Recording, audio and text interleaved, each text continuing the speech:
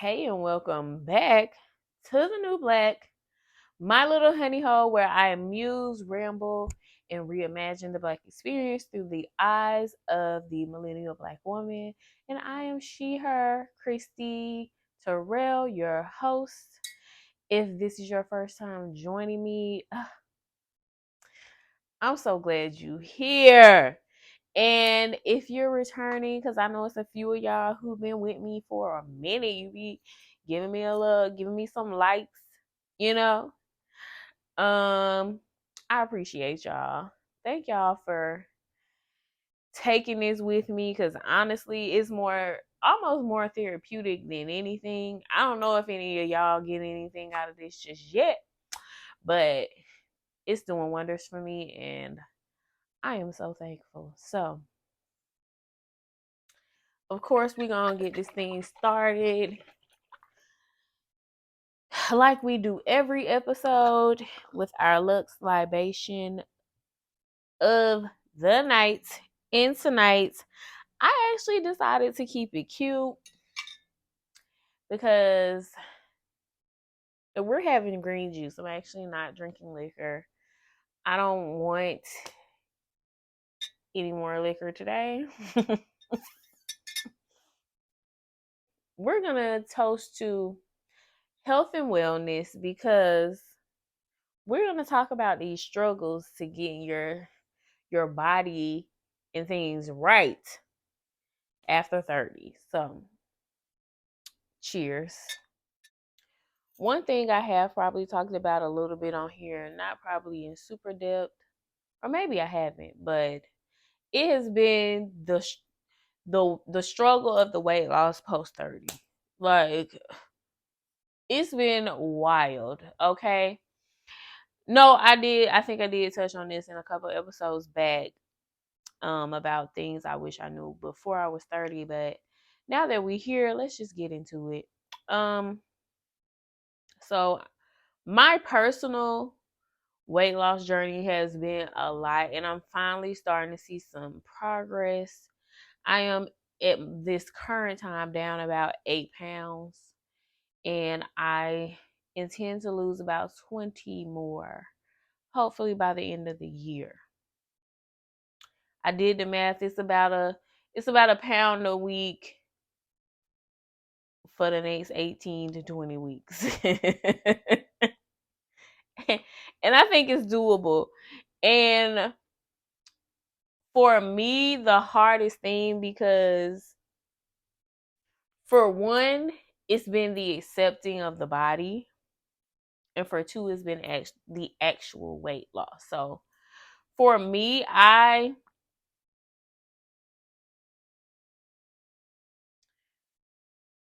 my lightest, I was probably like a 138, 140.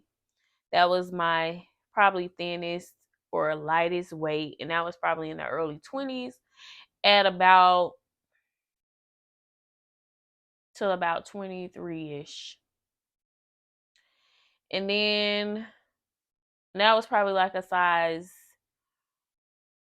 6'8" for me because I was always still pretty curvy and hippie. So, certain things just wouldn't fit. I might could squeeze into a little uh a 4 on a good day, but 6'8" was my kind of wheelhouse. That was my size. Around the 25 era, which is where my mama was trying to tell me to do better. I had hit the 150s. So now this is the heaviest I had ever been at that time, 150, but it was still a good weight. I was still a good size 8, some 10s, but I'm still medium size 18. Now, things started to get a little rocky, I would say about a year. Must have been like 2018 going into 19, I think. Yes, 2019. And I was creeping towards the 160s and I was like, whoa. we need to reel it in, baby girl. You're going too far. And at this point, I'm into my 30s by then, or about to hit 30, I think. And it was going decent. I was staying on top of it. I was hitting the gym. And then the pandy happened. And things were a roller coaster ride after that. Now, I will say I was doing well with the management of my weight during it because I was in a relationship at the time, and it was actually kind of stressful. So going to the gym was actually a relief. And getting a workout in while I was in the house with that person was actually a relief. And so it made me feel good to work out, and I still did okay. But ironically, well, I left that relationship and, started to move and shake. And I still was a little bit heavier than I wanted to be, but didn't feel I was out of control. And it was ironically post pandemic when we were back free to the streets where things just got out of hand. And but now by this point, I'm like in the 170s. And I think it's because I did so much dating and courting. I was inconsistent with my workouts, all of that. But last summer, baby, because even the light 170s wasn't bad. You know what I'm saying? It wasn't bad. Because I'm about back there now, and it's like, okay, you finally starting to look like back familiar to the version of myself that I knew.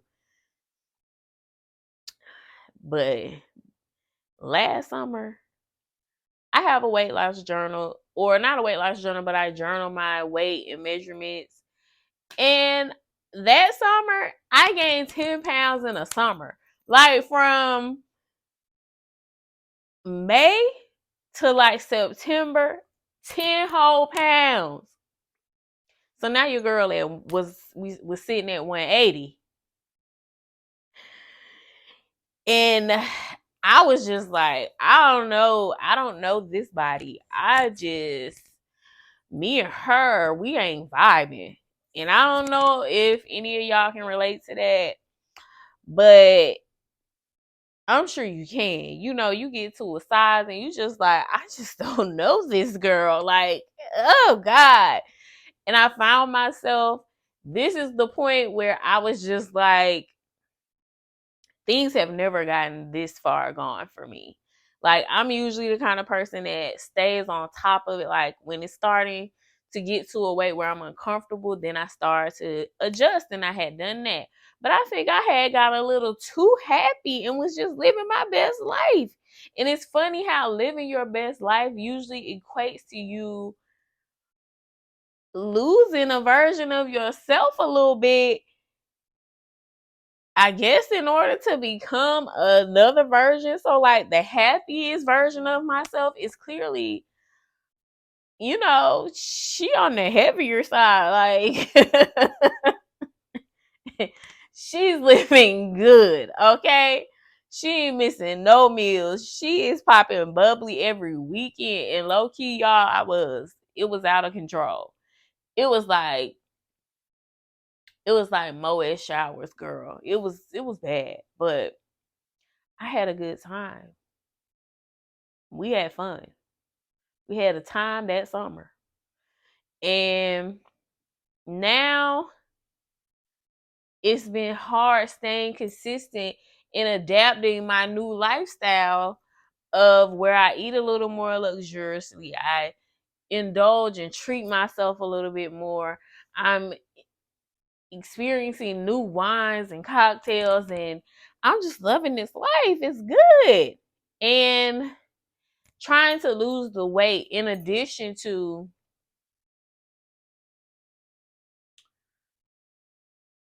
keeping some of these things about my life that I enjoy. Like, I don't cook that often. I cook now because I'm intentional about getting the weight down. So I cook more now, but I'm a eat out a few times a week, girl. Like, I do both. I'm a cook and I'm a eat out. I'm a cook and I'm still gonna meet my homegirls for dinner. I'm a cook and I'm still order Uber Eats because I'm just tired of eating that. Or I'm gonna buy groceries, but I'm not cooking nothing today because I'm tired. So I'm that kind of person, and I still need that flexibility. So for me, some of the things that I've been doing, first I had to accept that this was the body I had and just start dressing it. Cause getting dressed is a big part of my identity. My style is a big part of my identity, and I felt like I was losing that because it's like I just don't know. I don't know how to dress this girl. Like, and eventually I found my way back. And once I started to love the body I had, or the version of my body that was here and existing, she needed love, and she needed a lot of motherfucking love. And that's when I was able to start doing the work and getting serious about getting back a version that I love. Because I don't know that I'll ever get the version of my body that I had before. But I think I'm going to love this version even better because I'm kind of building her out how I want her to be. Like, I like a little bit of the extra weight, but I don't like, all of it. Some of the things I just have to get a little bit skinnier. Or I ain't even gonna say skinnier. That's wrong. I need to get a little bit smaller because certain things I like to wear just look better on me as a smaller person because I'm curvy. I have hips and thighs. I need certain things. I like a lot of structured stuff, tailored stuff that don't have a lot of stretch because it just looks better. It looks better to me. It looks more put together, more expensive. It just looks better to me. And so in order to do that, I gotta get back down. And I'm going to do it, but I'm also not rushing myself through the process. I'm just like, I'm taking it day by day. And I'm taking it in steps that are not too much for me.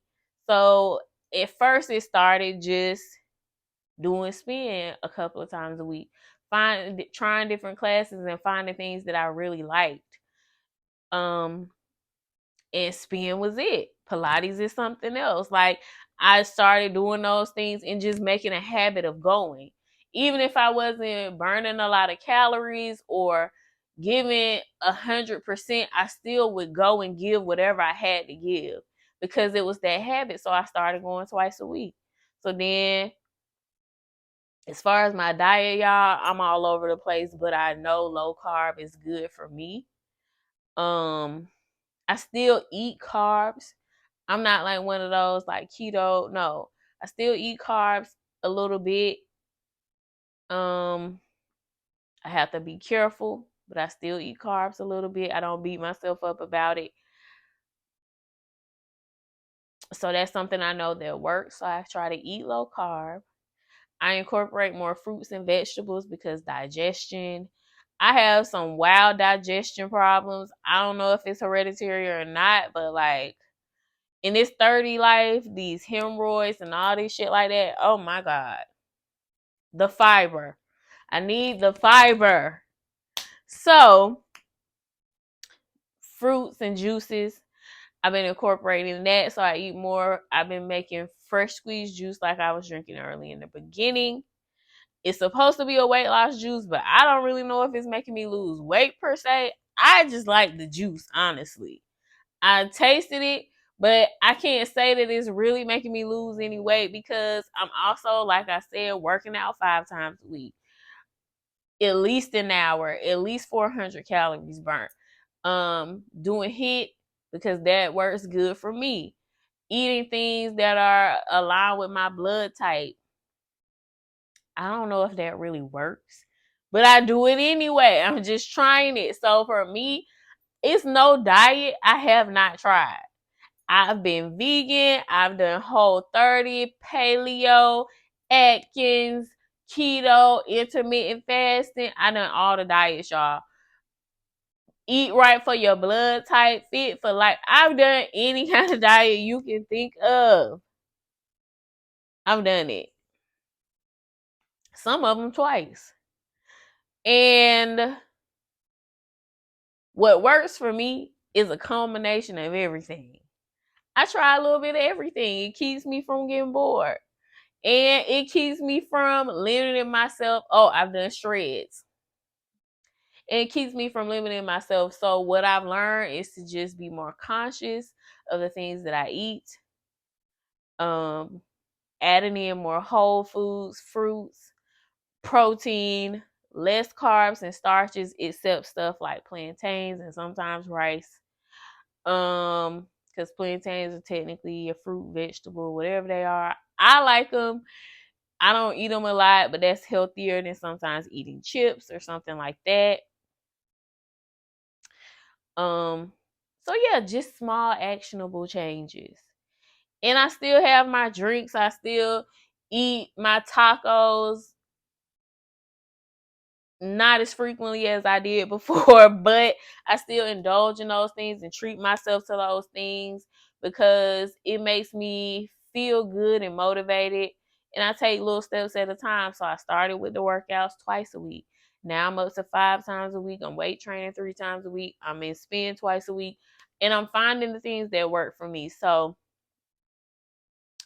if you over 30 and you trying to figure out the weight loss thing, the best thing I can say to you is, girl, be kind to yourself. Give yourself some grace. Love the version of the body you got. You have got to learn the version or the incarnation that your body is right now. You got to learn to love the fuck out of it. You got to learn to talk to it nice. You got to learn to be like, you know, you still my girl. You still my baby. I still love you. I still support you. I still need you, and I'ma still take care of you. And let your body know how much you love it so that you can love it enough to want to make it better or make it more comfortable or make it whatever it is that you need, because ultimately it's up to you. It's for you and your health, you and your wellness, you and your peace of mind, and just making better choices, because I think that's something we also really need to do. We need to be very mindful of our health and don't ignore these things, as we embarking on the next phases of our life and preparing for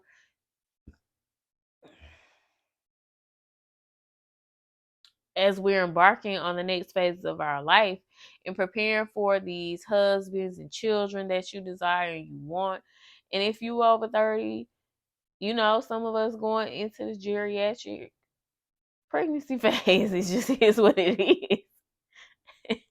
I know I keep using that word, but it's just funny that you geriatric at such a what feels like such a tender age still. So that's all I'm saying. So if you are over 30,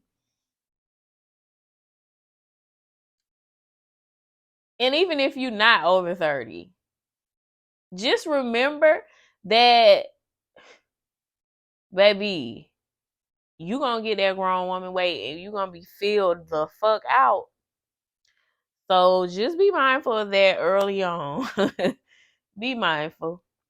But I just want to say that you are not alone in the struggles, in this figuring out the way. But I'm here for you, girl. I understand. And it takes some time, but you really can start. And I'm just starting now. So I do want to update y'all when I finally get these other 20 pounds off and I'm looking like I want to be looking for real. And I'll tell y'all, I guess, a more in depth of what I did to get there. But honestly, I'm just taking my time and just making small, actionable lifestyle changes. So I hope that was helpful and encouraging for you to love on your body too. So, with that being said, the word for the night is going to be wellness, because wellness is not just a word, it is an action, it is a state of mind, it is a state of existence. And it's a space that we need to not only try to move into, but thrive in. Because our wellness is so important, not only for ourselves, for our families, for our future families, for the people who love us, for the love of ourselves. You have to keep your wellness up and keep yourself feeling good and great so you can get to your next best, best, best, best. So,